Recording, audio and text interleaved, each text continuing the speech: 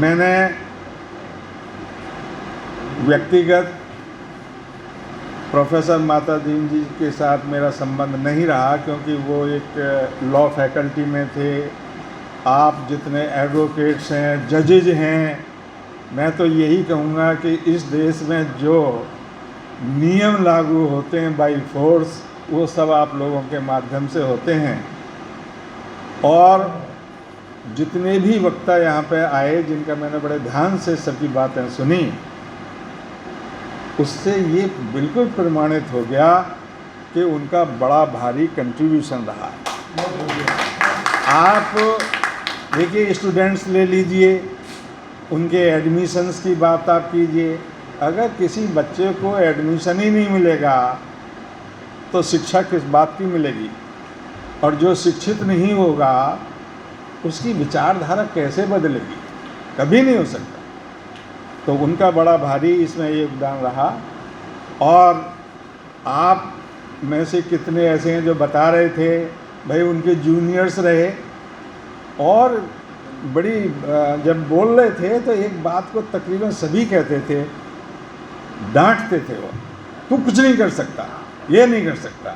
मैं कहता हूँ ये बड़े प्यार में, बड़ी मोहब्बत में, छोटापन होने के नाते वो आपको सही रास्ते पर लाने की बात कर रहे हैं। इससे ये होता है। और किसी ने ये नहीं कहा उनकी कही हुई बात का किसी ने बुरा माना हो। अब बताइए, जब कोई ऐसी बात हुई नहीं तो क्या होगा? बहुत अच्छा है।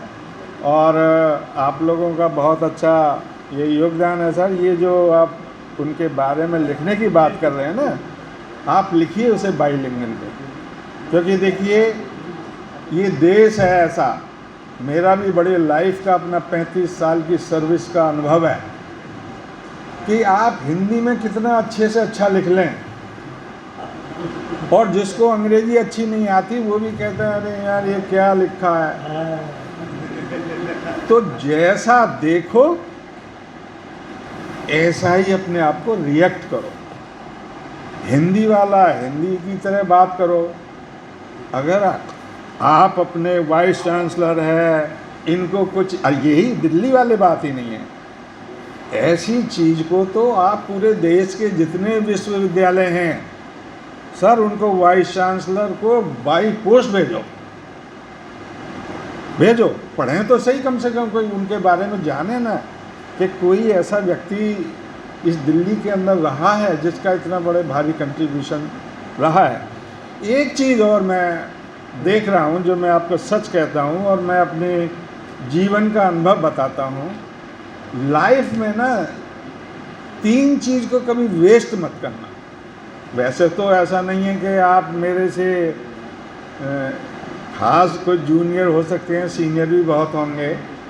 एक तो भाई टाइम, चाहे वो सेकंड का क्यों ना हो। हम कई बार सोचते हैं अरे क्या हुआ, ऐसा वैसा, नहीं। दूसरा है आपकी एनर्जी। ये जो बॉडी में जो एनर्जी आती है, ऊर्जा होती है, ये कहीं से ऐसे नहीं आती एक इंजेक्शन लगाया और अब आप घोड़े की तरह कूदने लगोगे, नहीं। और तीसरी बात, जैसी आप हिंट भी दे रहे थे, ये जो पैसा है ना आपका ये बड़ी मेहनत से आप लोग इकट्ठे करते हैं। क्योंकि अभी वो जो प्रोफेसर साहब हैं इसमें वो बोल रहे थे कि हमारे बच्चों के पास तो 1000 रुपये भी नहीं होते। तो आप सोच के देखिए कितने लाख रुपए उसको दिए, उसको पढ़ने के लिए भेजा। भाई मैं एक बात बताऊं, तो मैं आपको क्या बताऊं, प्रैक्टिकली मेरी ससुराल तो है ही अमेरिका में। यहाँ तो इंडिया में एक अकेला मैं रहता हूँ, और वो जॉब की वजह से रह गया। मैं ये नहीं कहता हूँ। तो आप बच्चों को देखिए, सबसे पहला काम है पढ़ाई लिखाई का। जिसने ये कंट्रीब्यूट नहीं किया, मैं कहता हूँ आप पैसा किसी को दे दो, दैट इज़ यूजलेस। दूसरा, बाहर जाने के लिए बच्चों को एनकरेज करो। भैया ये देश है जिसमें इतने जाति, धर्म और दुनिया भर की ये तो खिचड़ी बनी हुई है। जरा अब यहाँ बैठे हुए हम बात कर रहे हैं, यहाँ और बात है, लेकिन देखो ना इस देश में क्या है। और एक तरफा आप ले नहीं जा सकते। इसमें कोई कुछ भी कर ले, एक करेगा दूसरा टांग खींचना शुरू करेगा। तो भाई अगर किसी बच्चे को एक अपॉर्चुनिटी मिलती है फॉर बेटर एजुकेशन, हमें उसको एनकरेज करना चाहिए, चाहे उसके बाद वो कुछ भी करे, इंडिया में रहे, इंडिया से बाहर रहे, अपने पेरेंट्स के साथ रहे, कुछ भी रहे। अभी पेपर में पढ़ रहा था sir, 17 lakh students, Indian students other countries हैं उनमें स्टडी कर रहे हैं, पढ़ रहे हैं बच्चे। आप बताइए, ठीक है वो जो आप बात कह रहे हैं कि भाई पैसा नहीं है, ये है वो, अरे जिनके पास है वो तो भेजो। नहीं नहीं इंडिया से बाहर नहीं जाना भाई, यहीं रहो दो। और एक बात और कहता हूँ, जो मेरा अपना डॉक्टर साहब मेरा व्यक्तिगत अनुभव है, जो मैंने देखा है, क्योंकि जो पार्लियामेंट में हमारा होता है ना, 2-1 बार मैं भी गया हूँ, तो यार बाबा साहब की सीधी मुझे वो दिखाई देती है वहाँ उंगली। ये सच्चाई है कि जो पावर है ना, that lies with in the parliament. अगर मैं पॉलिटिकल फील्ड को अपना स्ट्रेंथन नहीं करूँगा, मुझे कुछ नहीं मिलने वाला। रोना पीटना अपनी जगह है, लेकिन सबसे बड़ा दुर्भाग्य ये है कि we are not united at any level. आप ये कर रहे हैं, मैं उसके साथ हूँ, वह उसके साथ हूँ। अरे किसी के भी साथ रहो, मैं ये नहीं कह रहा हूँ, लेकिन रहो उसके साथ जिसके हाथ में पावर है। जिसका कुछ है ही नहीं, आपको क्या देगा भाई, बताइए आप।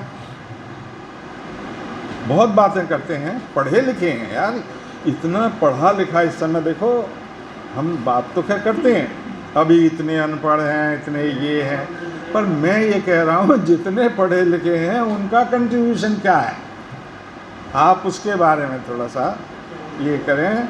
बाकी तो देखिए कोई भाषण देने वाला टाइम नहीं है, हमने तो आज 15 साल के बाद बोला है।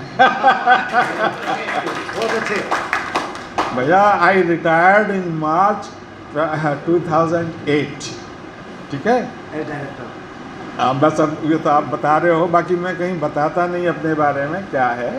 देखिए आफ्टर रिटायरमेंट अब एक नॉर्मल लाइफ है, उसको करना चाहिए, लेकिन टीवी देखते हैं, लोगों के भाषण सुनते हैं, अब कुछ रिएक्ट तो करते ही हैं, कुछ सोचते तो हैं ही ना, इससे ऐसा थोड़ी ही नहीं है।